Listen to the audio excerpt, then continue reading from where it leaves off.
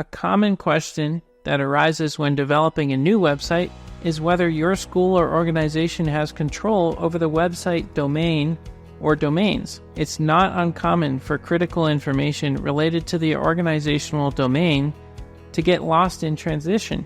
Picture the following scenario. Apple Academy opened several years ago and is operating smoothly.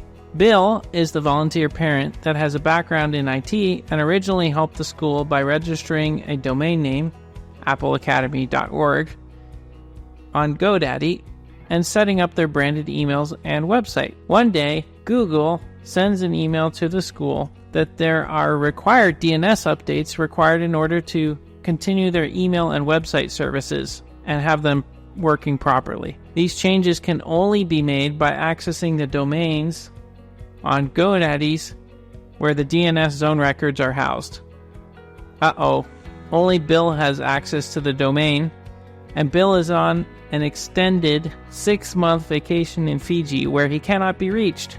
Needless to say, the whole situation has disastrous consequences as the school scrambles to make arrangements to try and prevent their emails and website from going down.